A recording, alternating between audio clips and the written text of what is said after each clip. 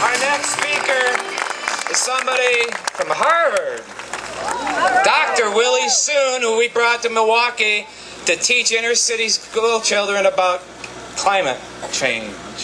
He's the one that took on Al Gore. Give a Milwaukee welcome to Dr. Willie Soon.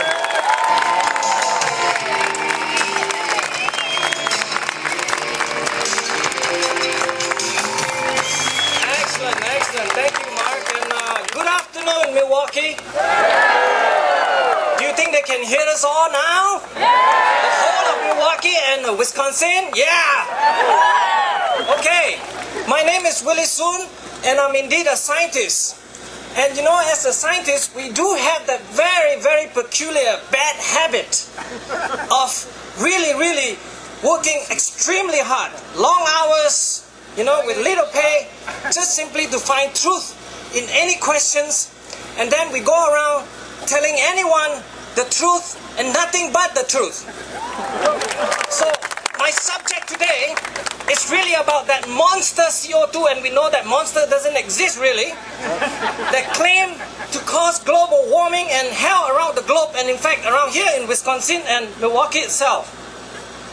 If you think about it more seriously, this issue of energy would be the biggest issue of all, because energy is ultimately the master resource that makes life possible, that will cover essentially 100% of our economy.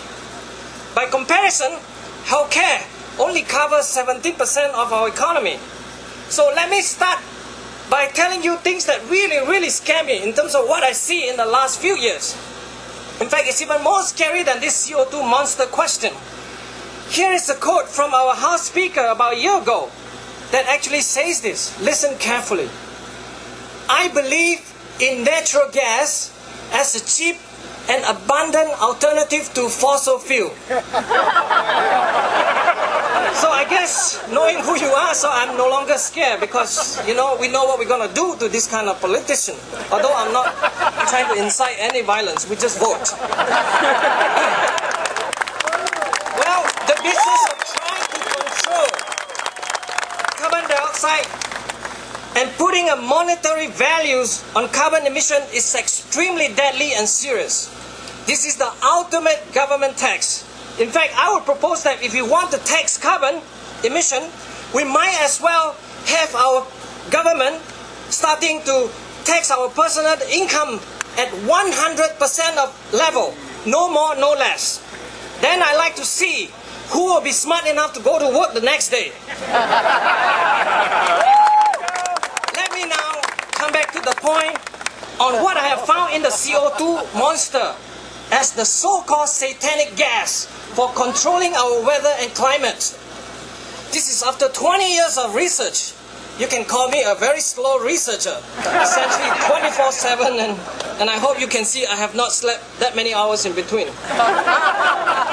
Well, here are the 3 take-home points that I want you to take home with. Take-home point number 1. CO2 is not an air pollutant, regardless of what the EPA is saying or even our Supreme Court is saying. It does not change the weather and climate as best as we can measure them. Science is, after all, the business of measurements. Instead, CO2 is really food for plants and marine life. They just simply do not get enough of it. So here's now the real scientific questions on CO2 that you can ask all your congressmen or everyone else. What will you do if you cut CO2 and you are harming all these plants and marine life? Who will then be responsible for the ecosystem disaster that you are causing? And my second point is very simple as well. This is with regards to our former Vice President Al Gore's assertion that CO2 causes global warming.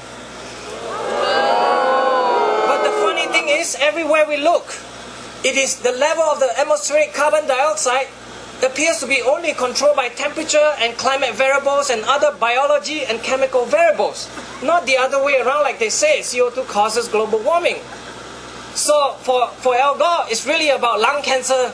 Basically, lung cancer causes cigarette smoking, so beware of it.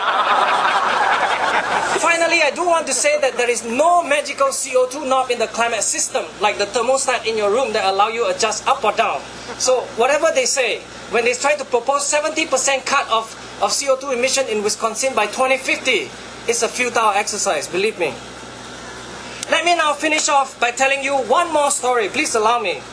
When I was in Oslo, Norway last year, for a scientific conference, I was literally shocked that one can actually drink beer with a straw. And this is for the adult over 21 years old, of course. Well, you may ask why? Why is that?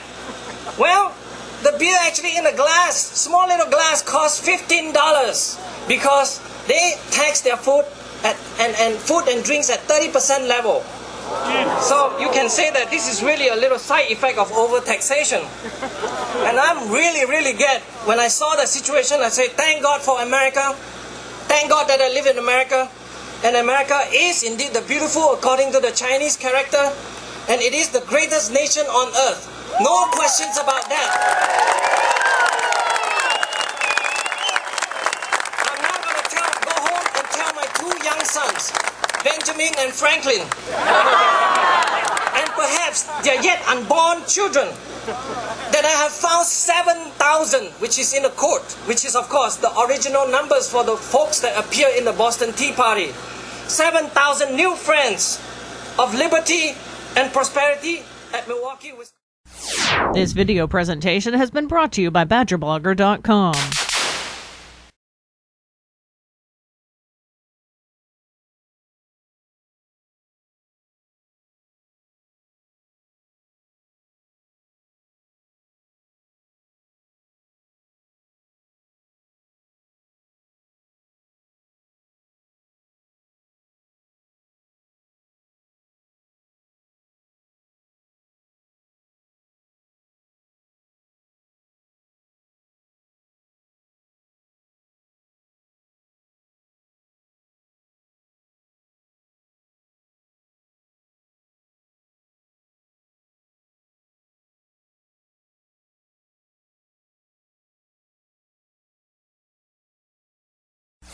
This video presentation has been brought to you by BadgerBlogger.com.